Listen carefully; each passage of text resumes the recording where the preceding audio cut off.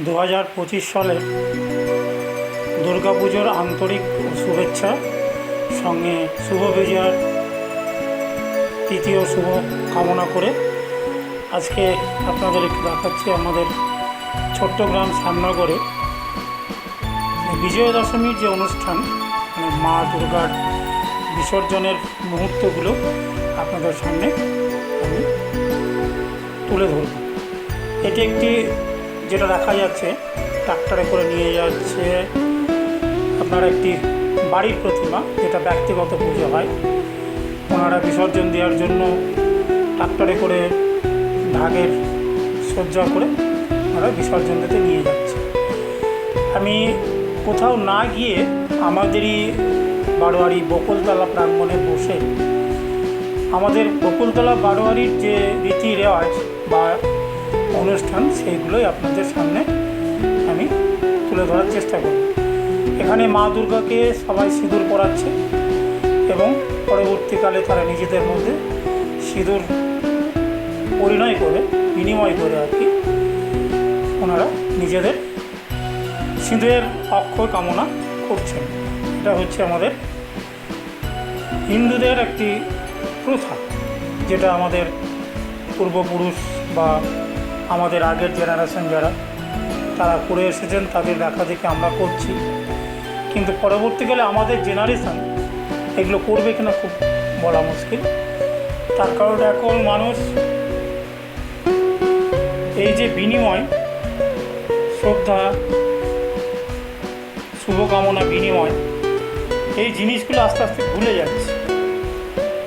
আমি কথাটা বলছি, হয়তো খারাপ লাগছে, কিন্তু কথাটি সত্য। এই যে বিনিময়গুলো আপনাদের সামনে দেখাচ্ছি, একে অপরকে সিঁদুর দিয়ে তাদের সিঁদুর বা স্বামীর অক্ষয় কামনা করছেন। কিন্তু এখন যে নতুন জেনারেশন, তারা সবসময়, বেশিরভাগই সময় দেখা যায় যে তারা মোবাইলের মধ্যে ডুবে থাকছে। এখানেই কিছু কিছু নতুন জেনারেশনের মানে মেয়ে আছে, তাদেরকে দেখা যাচ্ছে তারা নিজ নিজ পরিস্থিতিতে মোবাইল নিয়ে ব্যস্ত। কিন্তু আমি তাদের কোনো খারাপ মন্তব্য, খারাপ বলছি না, কিন্তু দেখুন, এই যে দুর্গা পুজো, এটা আমাদের অকালবোধন হিসাবে শ্রী রামচন্দ্র করেছিলেন। সেই থেকে আমরা এই শরৎকালে দুর্গা পুজো করে আসি। কিন্তু আস্তে আস্তে দেখুন, সেই শরৎকালের অকালবোধন যে আগে যা ছিল, সেইগুলো আস্তে আস্তে পরিবর্তন অনেক হয়ে গেছে। এই পরিবর্তন হতে হতে একদিন মানুষের ফ্যাশনে পরিণত হবে এই পুজো। তখন আমরা এই গ্রামে যে রীতি রেওয়াজগুলো দেখতে পাই, সাধারণত আমরা এই রীতি রেওয়াজগুলোই একটু শহরের দিকে যাই।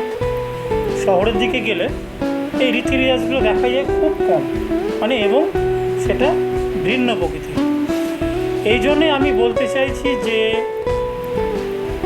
আমাদের পরিস্থিতিতে যে সব আনুষ্ঠানিক রীতি রেওয়াজ বা যে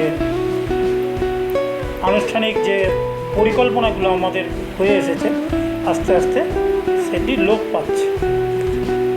বা হয়তো দেখা যাচ্ছে আমরা আমাদের বিগত কালে আমাদের পরবর্তী জেনারেশন যারা, তারা হয়তো আমাদের থেকে উন্নতও হতে পারে, আমার ধারণা ভুলও হতে পারে। এই যে এখানে আমাদের বকুলতলা বারোয়ারি প্রাঙ্গণে দেখুন বাদ্যযন্ত্র নিয়ে এরা বাজাচ্ছে। এরা সবে মাত্র এলো, এসে এখানে বাদ্যযন্ত্র বাজাবে। তারপরে দেখুন ওই ট্রাক্টর ঢুকছে পেছন দিয়ে। ওই ট্রাক্টরে আমাদের যে প্রতিমা, সেই প্রতিমাটাকে তোলা হবে, বাঁধা হবে, বিভিন্ন রকম লাইট দিয়ে তাকে নিয়ে যাওয়ার জন্য প্রতিমা নিরঞ্জনে। সেই সমস্ত কাজগুলো এখানে করা হয়। তারপরে বক্স আছে, বক্স বাজিয়ে মেয়েরা, ছেলেরা সকলে মিলে লাইন দিয়ে প্রতিমা নিরঞ্জনে যাবে। এই হচ্ছে আমাদের বিজয়া দশমী বিভিন্ন রকম অনুষ্ঠান।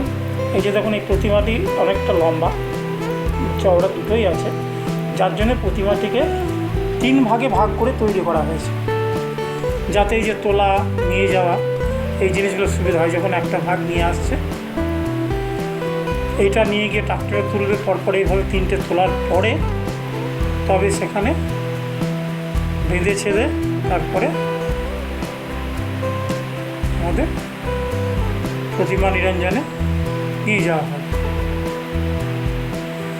বিজয় দশমী হচ্ছে আমাদের মা দুর্গা।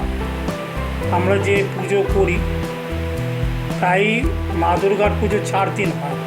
সাধারণত ষষ্ঠী, সপ্তমী, অষ্টমী, নবমী, এই 4 দিন পুজো হয়। দশমীর দিন তো মায়ের নিরঞ্জন বা বিসর্জন হয়। এই 4 দিন পুজোতে আমরা বিভিন্ন রকম রীতি রেওয়াজ মেনে পুজো করি। মাকে বিদায় দিনে সিঁদুর খেলা করে যে দুঃখ মনের মধ্যে বেদনা পুষে রেখে 1 বছরের জন্য আবার মাকে বিদায় দিতে হয়। এই বিদায়কালীন কিছু কিছু ঘটনা ধরে রাখার জন্য আমি এই ভিডিওটি করে আপনাদের দেখাচ্ছি। দেখুন, আমাদের এই নতুন জেনারেশান যারা এই ঠাকুরগুলোকে বের করে তুলে মন্দির থেকে নিয়ে গিয়ে ঠাকুরগুলো ট্রাক্টরে তুলে তারা বেঁধে ঠিকমতো নিয়ে গিয়ে নিরঞ্জন করবে। যেখানে এই প্রতিমা বিসর্জন দেওয়া হবে সেখানে হয়তো আমি যাব না, মানে আমার হাঁটা চলা বা ভিড়ভাট্টা হট্টগোলের মধ্যে আমার যাওয়া নিষিদ্ধ বা অসুবিধা। সেই ক্ষেত্রে আমি না গিয়ে এই মন্দির প্রাঙ্গণ থেকে যতটুকু পারবো ভিডিও করে আপনাদের দেখানোর চেষ্টা করছি। এই ঠাকুরটি, এটা মধ্য ঠাকুর, সব থেকে বড় অংশটায় তুল থেকে এখানে তার ছিল ইলেকট্রিক, সেই সব তারগুলোকে সরিয়ে নিয়ে তবেই আপনার ট্রাক্টরের ওপরে হবে। এই ক্ষেত্রে